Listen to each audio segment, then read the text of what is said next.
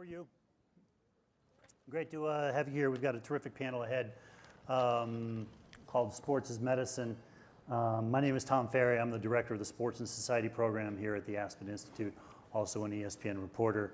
And I love this topic. It's really, we've got an amazing panel to talk about it as well. You know, sport, when we talk about sport as medicine in this country, it's usually not two words we put together. When we think of sport, it's entertainment, it's industry. It's a $400 billion industry actually now in this country. We think about sport as a tool of community entertainment, of connection to other people. Medicine, it's not at the very top of mind, but you really have to wonder if it should be, because if you look at the statistics and the benefits that flow to those who are active from an early age, they're really quite significant. You know, Design to Move, which is an effort of Nike and the American College of Sports Medicine and a number of academic groups, sort of took all the research and tried to simplify it and create some simple messages and takeaways about the benefits of physical activity, and it's pretty compelling. You know, physically active children are they're less likely to be obese. They score better on test scores in school. They smoke less. They become pregnant less. They engage in risky sexual behavior much less often. They're 15% more likely to go to college. They make more money when they come out of college. They save up to $2,700 a year in health costs,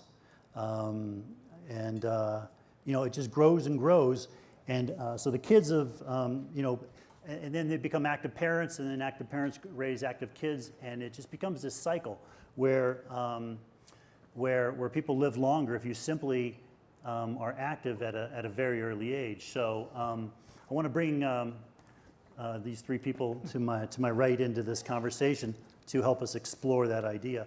So to my immediate right is Chris Klug, who is a Olympic champion snow. I'm trying to find your bio in here, Chris. What has he done? What sport was it again? No, I'll figure it out. Oh, here we go. Yeah, you're a professional alpine snowboarder. After receiving a liver transplant in 2000, Chris went on to compete in the 2002 Winter Olympics in Salt Lake City. Won a bronze medal at the parallel giant slalom. This is the first and so far only time that a transplantee had competed in the Olympics, either winter or summer. In 2004, Chris released a book called To the Edge and Back, My Story from Organ Transplant Survivor to Olympic Snowboarder. He is an active supporter of organ donation and founded the Chris Klug Foundation to spread awareness of the need for organ donors, and he lives here in Aspen. So I assume you're among the few of us who are not altitude sick right now. This is my home. I'm pretty used to it. Yeah. How are you doing with the altitude sickness? I'm getting over it. Yeah.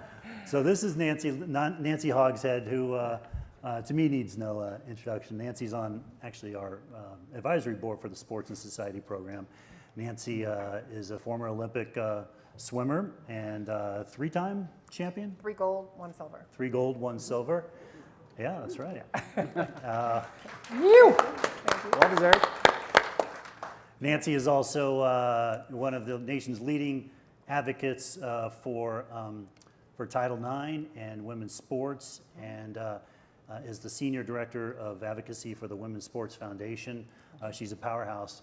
When you think about all the gains that girls and women have made since 1972, it's because of people, and specifically Nancy, who's behind the scenes every day, waking up thinking about how to make sure that girls have opportunities to play sports. So Nancy, thank you for being with us. Yeah. And to her right is Shannon Turley, who is the director of football sports performance. Shannon is in his 7th season at Stanford, where he directs all sports performance efforts for the football program. He's created a comprehensive player development program designed to achieve 3 primary goals: injury prevention, athletic performance enhancement, and mental discipline development. He was Football Scoop's 2011 Strength and Conditioning Coach of the Year. He's earned significant credit from the Stanford coaching staff for his role in turning around a program that won a single game the year before his arrival to a program with three straight BCS Bowl appearances. Integral parts of Shannon's program include comprehensive sports nutrition education, lifestyle management, and sports psychology programming. His player development program has been overwhelmingly successful, with media attention being paid to his injury prevention system, which we'll learn a little bit about here as we move forward. So let me open this up to you guys with one question I want each one of you to tackle here. Think back to when you were a kid, right? And there was a certain moment where you said to yourself, wow, sports are cool, I'm an athlete, and I'm probably going to be active the rest of my life. Krista's, what comes to mind? Probably my earliest days on my BMX bike and skateboarding, which ultimately led to me getting on a snowboard, which I looked at it and said, that's skateboarding on snow, I got to try it. Yeah.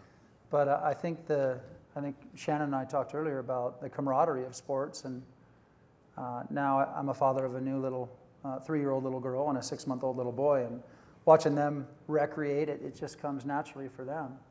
But I was fortunate to grow up in communities like Aspen and always close to the mountains and access to the outdoors, and that was par for the course. Always being able to be outdoors and fresh air and access to the outdoors was a big part of our lives from day one. And so for me, it was natural, and also I had an older brother that was 4 years older and seemed like the cool thing to do. But I just always enjoyed being active and outdoors, and to this day, and it was fun, most importantly, and I think that's why I had great success in my snowboarding career. Wasn't about the the results or the money or the sponsorship. I really loved doing it. And I used to always sit down and say, okay, if one of these components is missing, then I'm retiring. If I'm not healthy, or if I'm doing long-term damage to my body, if I can't make ends meet financially, or if I'm not competitive, all those other components are there, but I'm finishing at the end of the pack, then it's sort of silly to continue. But another huge component of that was, am I still enjoying it and having fun? And right up until the end of my career, fortunately, all those components were in place. So for me, it was having fun and being outdoors was a big part of it. And it's easy to do here in Aspen, too. It is, right? indeed. I mean, there's so much. It's just the facilities are these peaks that are all around you, in terms of just great opportunities to recreate. Absolutely. Nancy, what about you? Think back. Well, Tom Farrey wrote a great book called Game On, and every new parent or every parent that has a kid that is remotely athletic, or even if they're non-athletic, I recommend this book to virtually every parent. And it talks about both how do you get all kids involved in sports and have it be mass participation, but also how do you nurture talent for a truly elite athlete, somebody who's going to really go someplace. And I was very lucky that I had very good coaches at a very young age who, so two things. One, I think pretty early on, I just loved it. So just all my friends did it, and we all got in the car, and there were always the older kids that I looked up to that would be driving. They were just learning how to drive, and we'd have a peanut butter sandwich and just, going to swim practice, and we used to play Foursquare before workout started, and it was just a social fun thing to do. And it wasn't until I got older that I got sort of more serious about it. But you couldn't have torn me away from participating. I mean, it was, the person that ran it was not about having us do yardage. It was not, we did not. I'll tell this one quick story. My parents, my mom said when I was 10 years old, hey, I think Nancy's really close to breaking the state record in the whatever event. And he goes, I bet if you push her, I bet she can go break that record. And my coach said, if you push her, she's going to leave the sport. And so I never broke the record. But I did stay in the sport until 22 years old. So, that how do you nurture young talent? It's all laid out really well in Tom Farrey's book called Game On. I highly recommend it. But that for me, the age, it was almost immediate. Almost any sort of physical thing that I did was just fun and a joy. You told me once about what it felt like Yeah. to be in the water at the top of your game. Yeah. It was almost like a nirvana moment, and how every kid, Yeah, I how wish- great it would be if every kid knew that feeling. Yeah.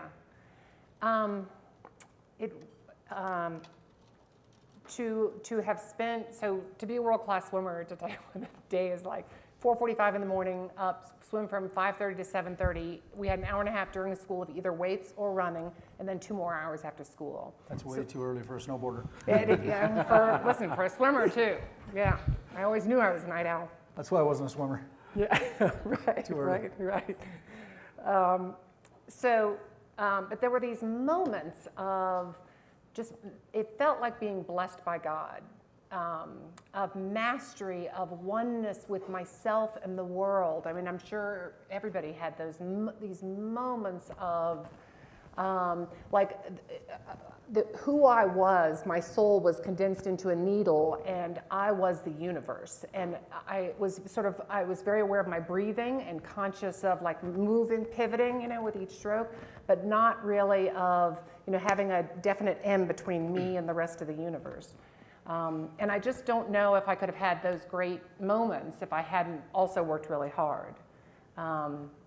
So I think like that's what you get when you really put yourself into it. I don't think it's because, I was very talented, but I don't think that's why I had those moments. I think I had those moments because I really gave myself over to the sport. Now, Shannon, you and I are the two non-elite people on this panel. I'm definitely a no talent, never was. But yeah, you ended up in sports, and at some point you decided yourself that you are an athlete, even if you're not going to be an Olympic or professional athlete. Tell me, take me back to your childhood. For me, it was the first opportunity I had to play an organized sport, and we're talking 6 and under soccer when I'm in kindergarten, 5 years old.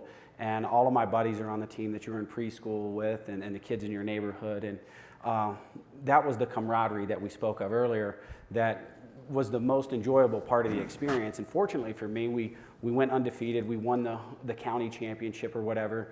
And the best part about that wasn't the outcome of the game. It was the fact that afterwards, one of the kids on the team, his father owned a convenience store, so we had free reign on all the candy. It was go get a Slurpee and your 2 favorite pieces of candy and meet us at the pizza party. And so, what more could a 5-year-old kid ask for than that? And then as we moved up, and then you get into the next age bracket, we're broken up as a team. And, I'm not playing with my friends as much, and you start to get separated. And I played soccer, and that was probably my best sport, probably 5 to 15. I always wanted to play football. My mom never would let me because she was worried I was too small and would get beat up and broken by the bigger kids, and she was right. And that's how I found my way into a weight room. And basically, if I was going to play, I had to get bigger, I had to get stronger, so I wouldn't get killed out there. And so I stopped playing soccer, and I went to football, and unfortunately, no ability doesn't take you very far.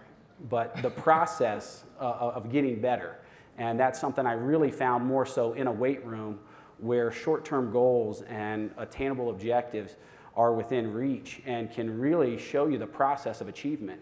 Whereas outcome-based things in sports of winning or losing, there are so many factors that come into play that are out of your control. It's really difficult. And to be honest with you, I'm still chasing that perfect season I had the first time I ever played a sport when I was 5 years old. Huh. And missing the game and missing that camaraderie is why I became a coach, is to keep surrounding myself with those relationships and those types of people. Mm-hmm. Have we, Nancy, have we defined the idea of who is an athlete and who is not an athlete, or what is sport and what is not sport, too narrowly in this country? I mean, we tend to think the folks who are in the, who's an athlete, you're a highly competitive person who's in a competitive sport, but in other countries they're not as limiting, are they? Yeah, I think that there's way too much emphasis on who the talent that gets nurtured are only the elite athletes. And when we think about sport, it's about winning, it's about achieving, and at the Aspen Institute, one of the mottos that we hope to have become everybody speak this language is that sport for all, play for life. that in my kids go to a great school. I've got 3 kids, 13 and twin 8-year-olds, and they're in a school where if they have 20 kids show up for the basketball team, they have 3 teams, right? So it's not, there's a no cut policy. They'll find other teams to be able to compete with. So, you know, there should be a place for somebody who's not eye-hand coordinated like myself. There should be a place for both the elite athlete who has certain needs and the kid who needs to be able to exercise and have that be part of their physical literacy, what they do for the rest of their lives. So, and feel comfortable playing even though they are not the biggest kid, even though they're not the most talented, right? To have a place for somebody who doesn't go through puberty until much later than all the other kids, or who isn't the star standout, right? We have these select teams now where like they cherry pick the very best players and they go together and they go against the other very best players, and it's a weed out system, and we need the opposite. We need a weed in system. We need to have to bring everybody into the sports system. I mean, the research on, if I can kind of just add a few more things on what the research is. So I'm a civil rights lawyer, and I work for the Women's Sports Foundation right now, and the benefits, we're actually doing research right now to show what dollar figure does somebody lose by being denied a sports experience because they're female. And the research, I mean, I'm sure probably a lot of this audience has been touched just by one disease alone, breast cancer. If a kid has a high school sports experience, their chance of getting breast cancer is cut by 20% for the rest of their lives. Wow. That's just one. I can go osteoporosis, and 50% of all women over the age of 65 have osteoporosis. The way you prevent it is not by taking medicine when you turn 65. The way you prevent it is weight-bearing exercise during puberty. So, you know, heart disease, #1, by far and away killer. We know how many lives that we can save and how much money that we can save by not having people be sick from heart disease. Women in particular, it's the #1 disease killer. So there's all these reasons on why it is that we need to rethink sport. So it's not about just the elite athletes. It's more about having massive opportunities. Right now in America, if you are an inner city kid who is of color, who lives in the South, and who goes to an urban school, your chance of getting sports is about 10%. And that's a school that has 3 different sports. So like if everybody played all 3 sports, it'd be 300%, and they have about 10%. If you live in the state of Florida, total for boys, it's 30% of all boys, and the top is 300%. Whereas if you live in Maine or Nebraska or it's over 100%. So where you live, what your zip code is, determines how much sports that there is available within that school district. So Shannon, who are the athletes you see showing up at Stanford, right? What kind of demographic, what kind of homes, what kind of neighborhoods are they coming from? What kind of experience have these kids evolved and fast-tracked since they were, 4? Well, we've got a very diverse culture, honestly, and we have a national recruiting base within the football program and throughout all of our athletic teams. And so the thing that you have to be to achieve an admission to Stanford, you have to be great in the classroom, but that's not enough. You've got to be great at something else. So for our student athletes, it's that sport. You might be a world-class pianist, and that'll gain admission for you. But you have to be great at something, and typically these kids that are student athletes in our programs have had the opportunity to be exposed at an early age. And I think that's a very important determining factor in being able to create that participation, like you mentioned, Nancy, versus an exclusive, merit-based system only. It needs to be more inclusive, and we need to be able to find a way to promote the opportunity for someone to play. And then I still think there needs to be the cultivation of the elite, but not at the compromise of the others. And for me, that's where, again, I can, wholeheartedly accept the fact that I wasn't a great athlete, but that's not what I was in it for. That's not what I enjoyed most about the experience. And I think that's what really separates our Stanford student athletes from other people that we compete against, is that they're really into it on our football team for the brotherhood. And when they get to the NFL, for example, and that's a smaller percentage of our team, obviously, but they love coming back, and they come back and train with us in the off season. I've got 15 to 20 NFL guys that come back, and they don't come back to train with me. I'd love to believe that, and my ego could sure appreciate it, but it's because they enjoy the relationship and experience with each other. And so I think that's really what separates our athletes, is that they see that common thread and bond through their experiences that have cultivated them to create the opportunity for them to be at a place like Stanford. Does Richard Sherman come back and train? He does. Got any good stories? How much time do we have? Yeah, right. Yeah, that's another panel, I guess. And Richard is one of those guys. He was a multi-sport athlete at Stanford, and not a lot of people don't know that, but he was also a very accomplished triple jumper, and very confident young man, and overcame a lot throughout his career. But what I would also tell you about Richard Sherman, a lot of people don't realize that bravado is masking a lot of insecurity. And he wants you to think he's an elite talent that doesn't have to work very hard. And he would try to promote that persona, where he started out as a receiver for us. Okay, and he was our leading receiver as a freshman and a sophomore before he transitioned to defense.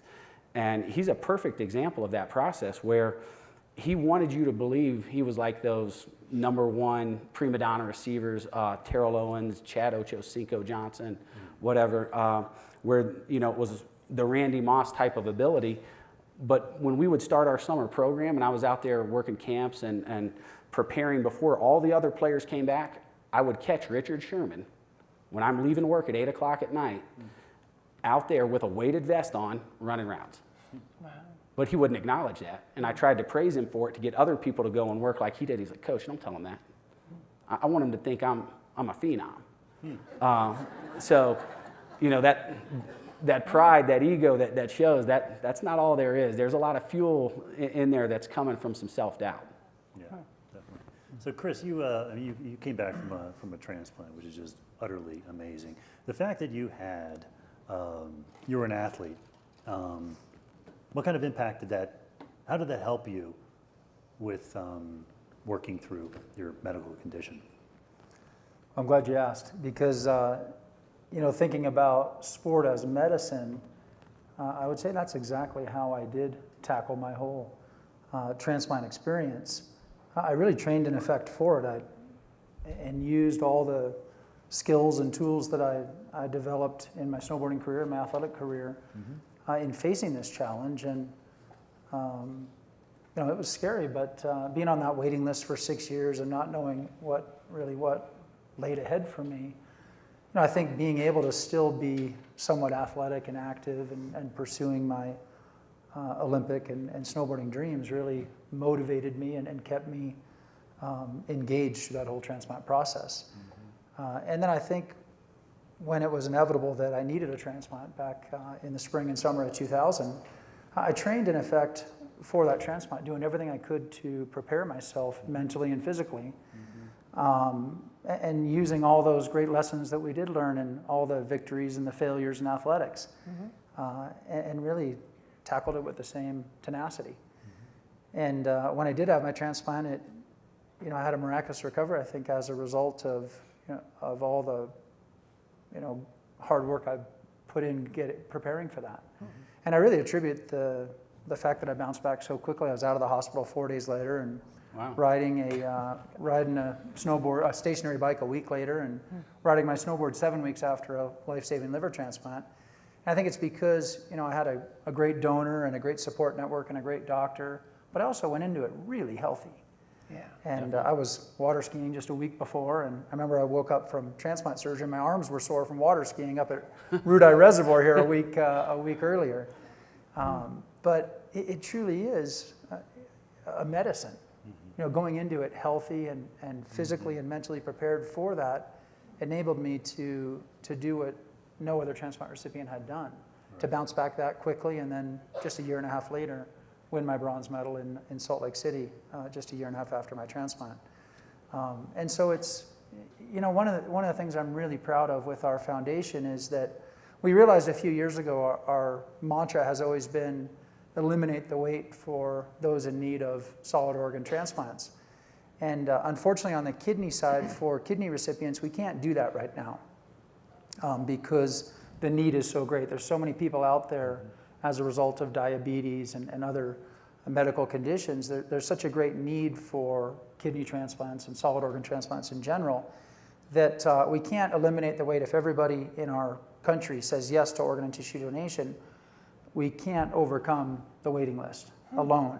And so one of the things we've really done with our foundation, and really UNOS has also done, the United Network for Organ Sharing, is say, we got to get these people healthier to keep them off the transplant waiting list so the need isn't so great.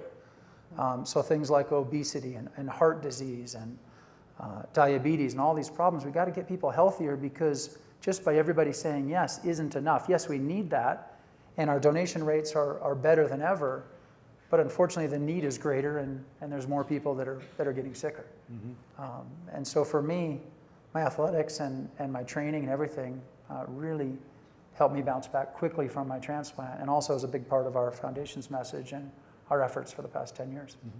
So why do you think that that sport is not seen as medicine? Certainly in health circles. I mean, you look at the NIH. I'm told if you put the word sports in your grant application, it doesn't get funded. The CDC spends a little bit of time on sports, but not a whole lot. Health leaders think about solutions within the health sector, and rarely engage in sport policy issues. Title IX or the impact of No Child Left Behind in terms of getting rid of PE or it's sport people talking about sport issues. I mean, they live on these two separate tracks. How did it get to be this way? You have any thought on that, Nancy? Sure. I'm sure ESPN had nothing to do with how we think about sports, but we tend to think of it as the elite, as entertainment, as something that people go to do. It's a community building activity, instead of the emphasis being on what is the educational experience that a kid is getting by being in the game. So, and we earlier we were talking, and Shannon was saying that he's not in favor of participation awards as part of sports. And I am.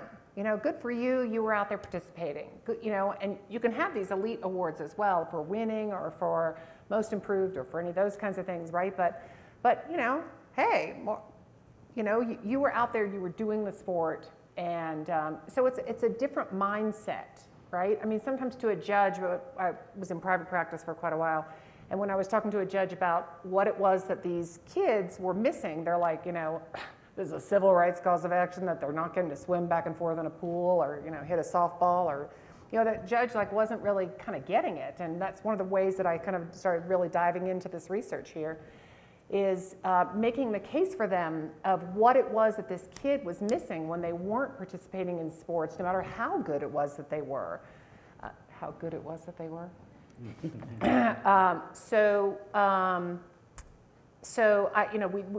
We tend to think of sports, you also hear a lot of the negative parts of sports, of concussions, knee injuries, burnout, eating disorders, female athlete triad. You tend to hear about sort of the negative physical consequences that are definitely there that we need to address, but they're really not part of the masses. Right now, just if you don't know, 50% of girls in high school play sports, and about 55-60% of boys play a sport in the high school, so they are athletes. So, right, but there's no reason why that couldn't literally double. Right? That there's enough spots out there that every high school, almost every high school, could literally double the size of its athletic teams. In college, most BCS schools, their sport participation rate is usually around 2 or 3% of their student body. So you have 40,000 students, you have these very small athletic departments. It's a tiny fraction of what sport could be, the model of sport. And what I would say, we don't differ too much on that. I believe in participation. I just don't believe it should be rewarded in the manner that it was when I was young. I was part of, I guess, that millennial generation where, just participation alone was praised. And for me, that wasn't the same experience as when we went undefeated and won the championship. That was a lot more fun. I'd say everybody in the room would agree winning's more fun than losing. And that's the brutal reality of it, and that's what I think it does a disservice for children and youth overall to teach them that, in life, you can get fired from your job if you don't do it well. And so let's go and let's praise in participation. And I experienced it on both levels. I had one where we had the pizza party and we all got the trophy despite losing all of our games. And then a couple seasons later, maybe we were okay, won some, lost some, didn't win a championship, but our coach was really innovative and I'd say would fall in line with a lot of our philosophies and praised every kid on the team won a different award, and he had the trophy instead of just the team name and the year and our age group. It was, best defensive player. Right. And he gave you something that, the outstanding effort and hustle award. Everyone was praised for something. One kid wanted to quit and his parents wouldn't let him. And he got the finisher award, because he finished the season out. And that's the kind of praise I think we need to recognize and reward. Granted, it was just participation. He was the worst kid on our team. That's probably why he wanted to quit, right? But I think he learned something from that, and he came back and played again the next year. And so that was a huge experience for him, and it was a coach that cared enough to do more than just the minimum that I think really made the difference for him. And I think that's where we've got to go. Yeah, but there has to be more than just winning that keeps a kid in the sport, right? So, a good thing, this could be very that's different. what, as a society, we don't praise that. Right. We only anoint and praise the winner. And we, look for as many ways as possible to diminish the efforts and the attempts of failure. Look at what's happened and what LeBron James and the Heat are going through right now. Because they came up short. Yeah, right. And let's be honest, they lost to a better team. Yeah. And so there should be a measure of pride for them. But there's a confusion between LeBron James and, a 12-year-old baseball program or softball program. But the impact right? that it's having. It's a confusion between those two. Like it's a difference also in sports. In swimming, you can always do your best time. In track and field and lots of sports, you can always have a PR, and that's a win. And that people celebrate that win. That it feels good that you worked hard and you moved from point A to point B. Sometimes it's hard to tell in other sports where you're dependent on whatever it is that your competition is doing. Yeah, there are less performance-based results that you can use to justify and quantify your success objectively. Right. And I think the model that we've created at Stanford is I want our guys to be process guys. We want to concentrate on the little things that take no talent and no ability. And if we can master those things, then the performance side of it, we're going to quantify it, and we want to see a positive upward trend in their development. And that could be how much they bench, squat, clean, their body fat percentage. That's my realm. But there's tons of stuff, just like the PRs that you set. On the process of attaining the larger outcome, which is being the absolute best, winning the gold medal. You beat everybody else in that process, but really you weren't swimming against anybody else but yourself. Right. And that's the point where I think we need to reshift our focus as a society back to that and praise that fundamental value over just who is the winner, because at the end, there's only going to be one. Right. And what about everybody else? That's a weed out Well, system. Exactly. and the question becomes, what happens to the loser? Does the loser get a chance to continue to play again? Or are they now excluded from the system because they're not good enough Exactly. anymore? Right. And is the focus too, we're so focused on the big three stick and ball sports in our country. And in a community like Aspen, there's so many individual sports that, we cherish and may not be on a national or international scale as mass participation as football. And I played football in high school. I absolutely loved it. Some of my favorite sporting memories were playing football and the camaraderie and the coming together as a team. And it's the same thing when you play soccer as a little kid. You're out there because your buddies are doing it and it's fun and you feel a part of something special and you're all working together towards a common goal. Those are some of my hands down favorite sporting memories. And even in an individual sport like snowboarding where, in the end, you're in the starting gate by yourself and you're on that race course by yourself, you train as a team and you prepare as a team and you all try to collectively raise the bar together. But exactly. The focus on the main three, which I love watching and participating in myself, in a community like Aspen, you know, there's so many people that are rock climbing and skiing and snowboarding and cycling and mountain biking and these individual sports that it's not so much about winning and losing. It's about getting out in nature and wilderness and exploring and pushing yourself and being healthy and active and exploring. It's not so much about winning and losing and getting cut from the team or not, because you don't care. You're just out there competing against yourself and having fun, you know, pushing the envelope. Do you think those sports are more likely to produce positive, lasting health outcomes than our popular stick and ball sports? Well, I know as a kid, playing sports, you know, my parents always encouraged me to hit the tennis ball and swing a golf club, because it's sports you can play all your life. Yep.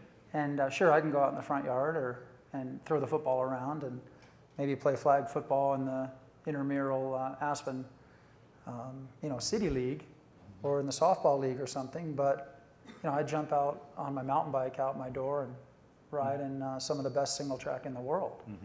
And, you know, I see guys out kiteboarding when I was at North Carolina this spring that are in their late 60s, and you'll get passed by a guy or a gal that are in their 60s hiking or biking here. And it's, you know, it happens regularly to me. I'm an Olympian. It's a sad state of affairs, but Not Or that inspiring. bothers you or anything. no, I'm cool with it, actually. So what do we do, though? You know, there's a big debate in this country right now about what to do with football, or what to do with heading in soccer. I mean, in the New York Times today, Joy Fawcett and Brandy Chastain have gotten together with Bob Cantu and the people at the Sports Legacy Institute to begin to advocate for no heading the ball in soccer until age 14. The idea being that you don't need to, and bad things happen to kids who bang their head against anything at an early age. Football. I mean, at what age? Let me ask you, Shannon. What age should kids start knocking heads? Well, Or do they need that's to my start problem knocking right there, knocking heads. That's not football.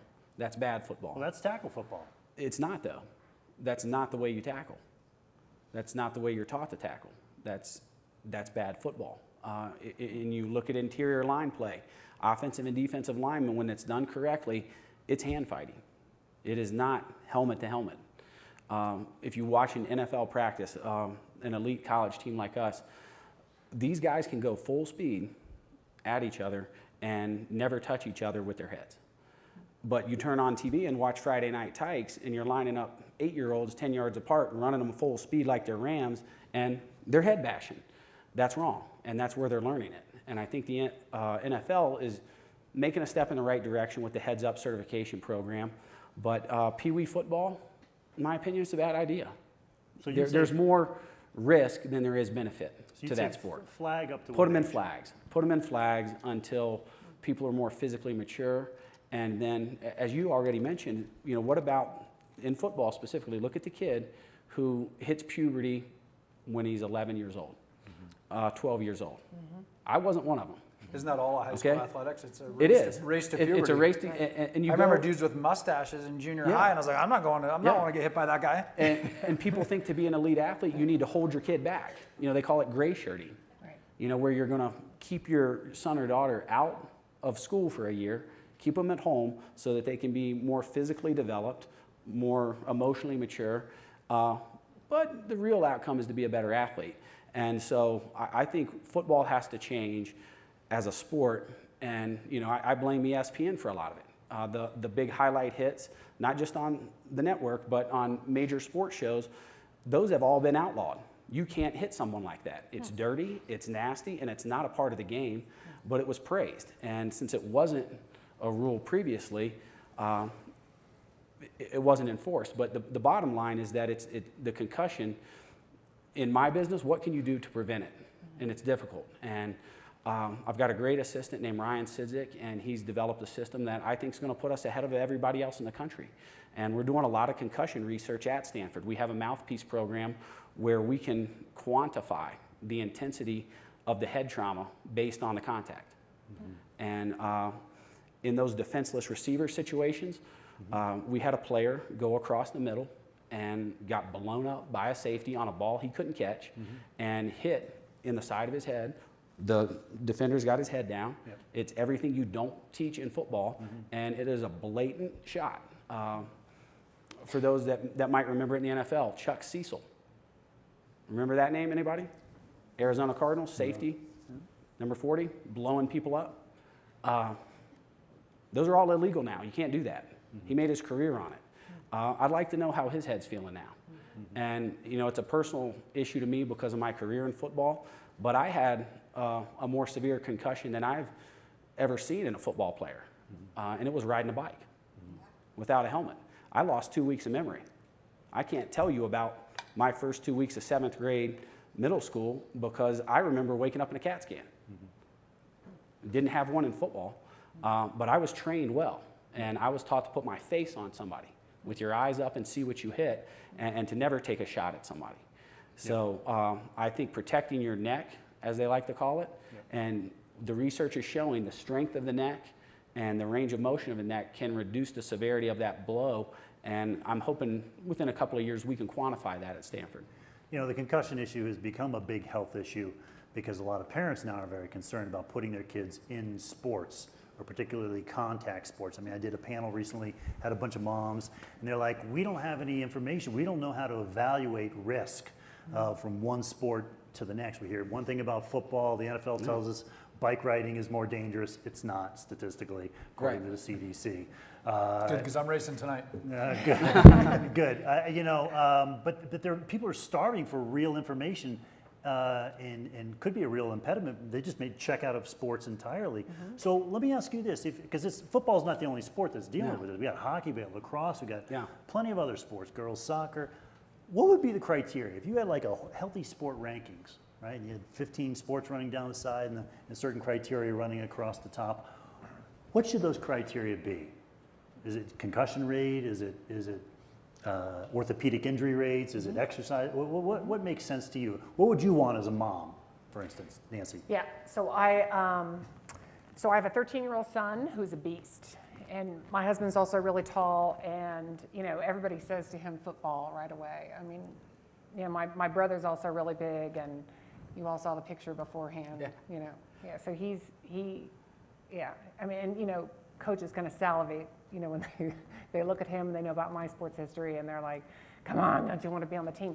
There's no way.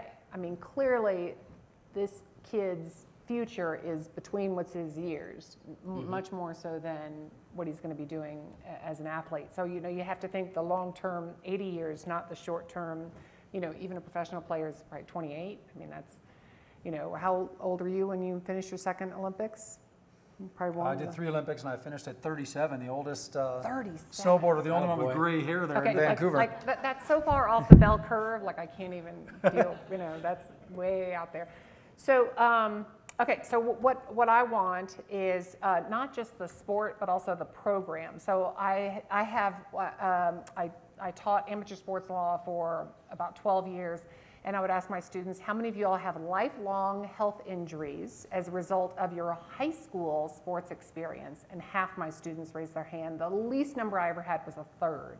So they have a lifelong health issue because of high school sports. I think that is the most absurd thing in the world. I trained at the highest possible level that there is to train, and had no orthopedic, and it was not because I had some unique freakish body, it was because my coaches and I you're constantly working, I'm sure you guys will agree, that virtually every day, you're like, what can I do, you gotta recognize, like, where's the knife's edge, if you wanna push it to the absolute max, but you don't wanna tip over, you don't wanna get sick or injured, and where is that line, and making sure that you don't cross that line is a daily experience. And to have high school athletes tell me, well, my coach knew I was injured, but I needed to go in because I was so much better than the person who would be coming in to replace me, that kind of stuff, that is, so right, so it's a good program, right? Swimming is not known for its, you know, it's a high injury rate, but there are plenty of people who do have shoulder surgery or knee surgery. But it's mostly because they don't appreciate the limits of their own body. Virtually, there is no such thing as an athlete whose body can match their heart. Everybody's body can't do what they want to be able to do. So they have to, I saw tons of really great athletes who had just dripping with talent who never got that, and they were constantly sick or injured. They, get the mono or the long-term injury, they just couldn't kind of pull it together. And then I want a sport the big three, football, baseball, basketball, men in all male sports, their risk of sexual assault on women is much, much higher than the average population. And what's lower is men on co-ed teams.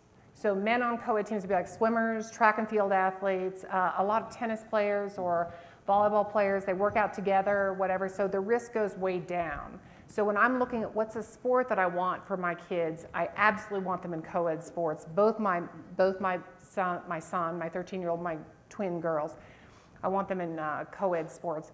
I want them in a sport that has a basic fundamental respect for the human body and doesn't look at it as human fodder, cannon fodder that's going to go out and be all about winning.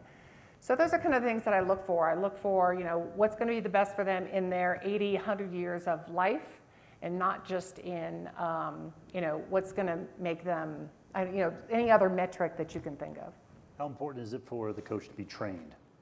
For the coach to be trained? And, general philosophy, skills and tactics, and abuse issues, being aware of emotional, physical Right. forms of abuse. Right. Or are you okay with, just volunteers with no training? I mean, I'm not trying to. Yeah. No, I think the coaching relationship is one of the most powerful that people have in their young lives. People, I spent literally 20 times as much time with my coach than I did with any professor or teacher that I had, or your athletes are spending a ton of time and a ton of downtime as well. So, I understand, getting started, that a lot of times you're relying on parents to be able to coach and they just sort of have a shortage of parents who are capable of being able to do it. But I think certainly that the more that you can inculcate coaches on a lot of these kinds of ideas, the better for all of our kids. Let's take a few questions because we only have about 5 minutes remaining. Anybody? We have a microphone in the back here. Hi, thank you, guys. My name is Heather. I'm a pediatric nurse, and I'm also a student at University of Alabama in Birmingham. And my work is with children with sickle cell disease. So my question is, children that have chronic illnesses oftentimes don't want to participate in sports because they're then disclosing their illness. What advice would you have for healthcare providers to tell these students, because their exercise is going to benefit them? Yeah, can I answer that? Yeah. Yep. So let me answer from two perspectives. One is I wrote the NCAA pregnancy guidelines for when athletes participate, and there was a PhD nurse practitioner who wrote the physical part of it, and I wrote the legal part of it. So the law is on disability in general is that who has the final say is the doctor. So the doctor can say, yes, this person can compete, no, this person cannot compete. And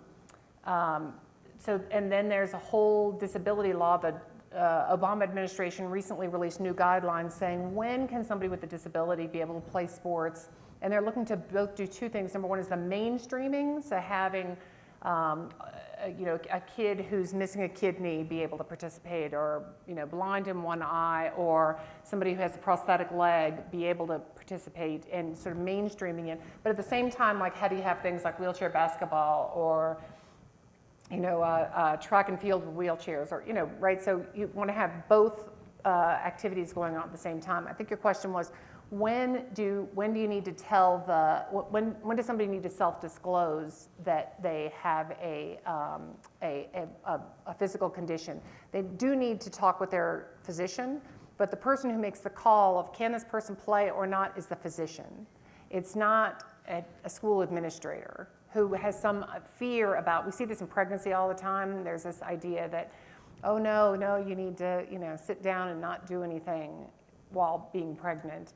Instead of recognizing this is a normal, healthy process that, about 45% of the population is going to go through. So does that answer your question? Yeah, sure. Yeah. I was just going to add that every other year they do the Transplant Games of America, and then they do a World Transplant Games. And I've gone there almost every year and spoken and shared my story. And I usually do the 5K fun run, and our foundation will be in Houston this summer supporting the U.S. Transplant Games. And I'll tell you, it's such a powerful event.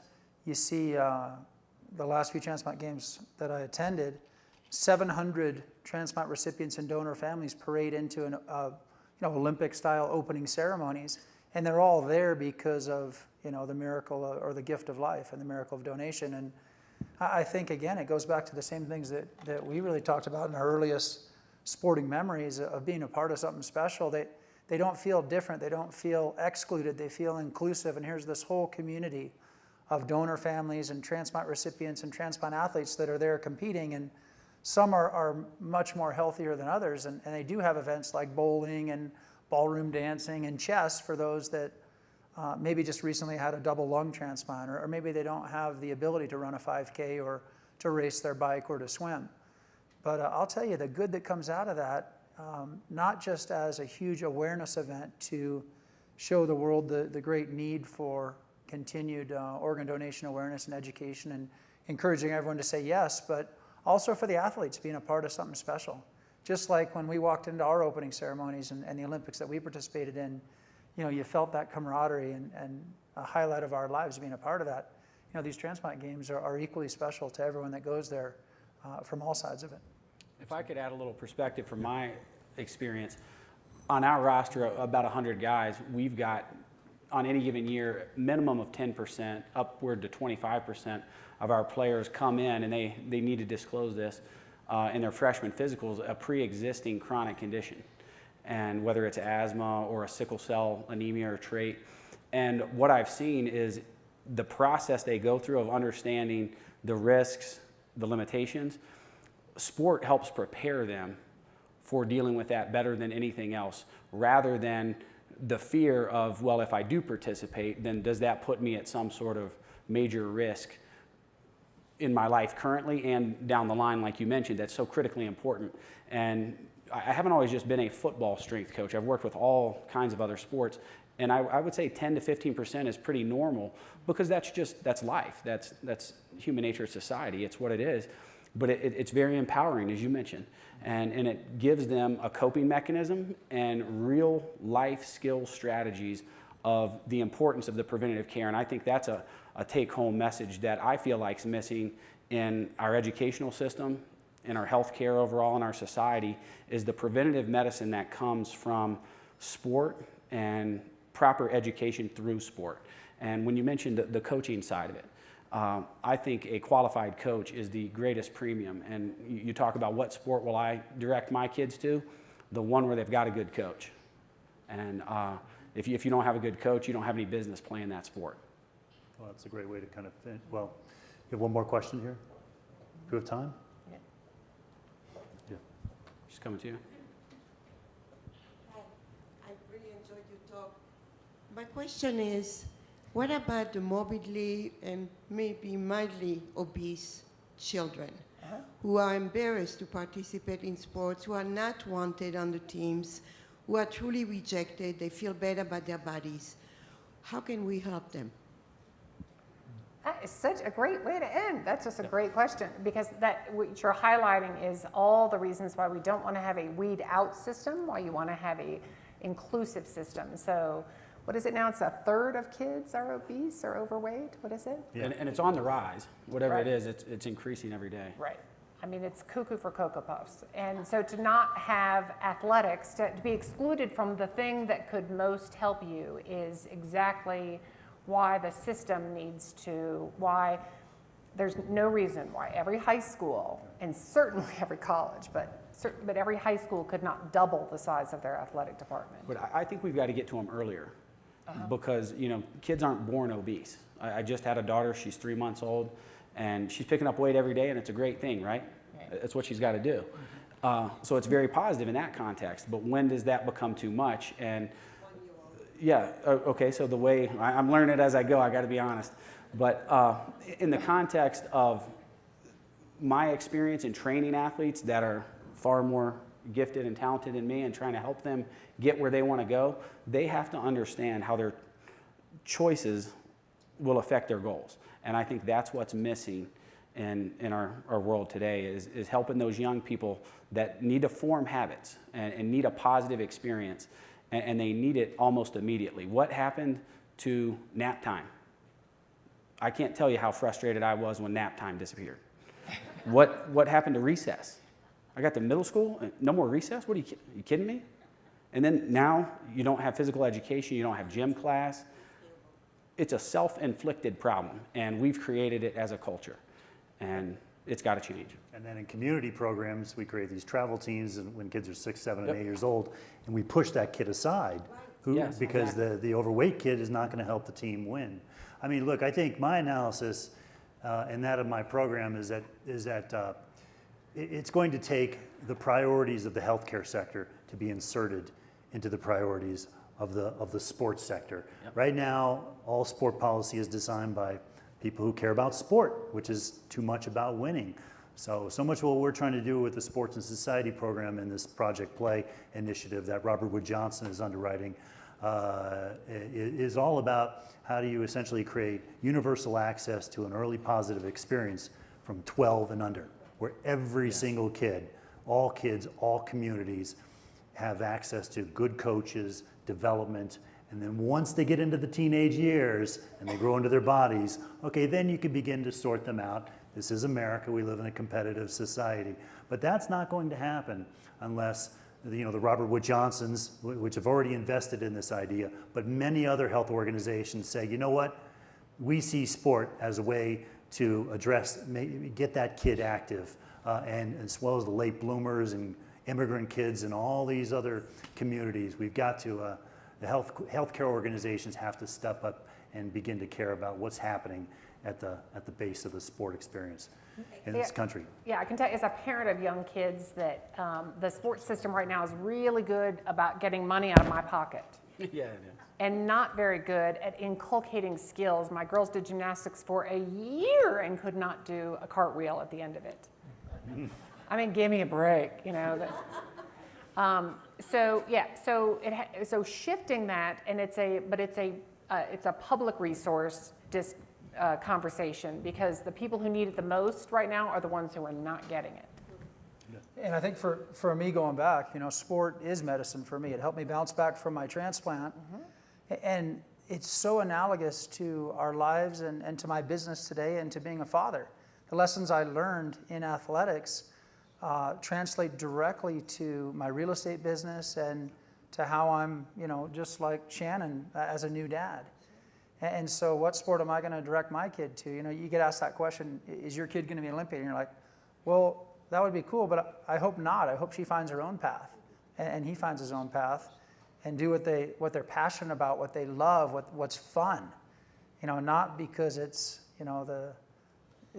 it's all results driven. It's makes them feel good and they love it, and it encourages creativity and exploring and really pushing her skills. So for me, it's really truly been medicine, and now I draw on all those lessons from my athletic career in everyday life. Well, thank you, Chris, Nancy, Thanks a lot, Tom. Shannon, for a terrific conversation. You guys are great.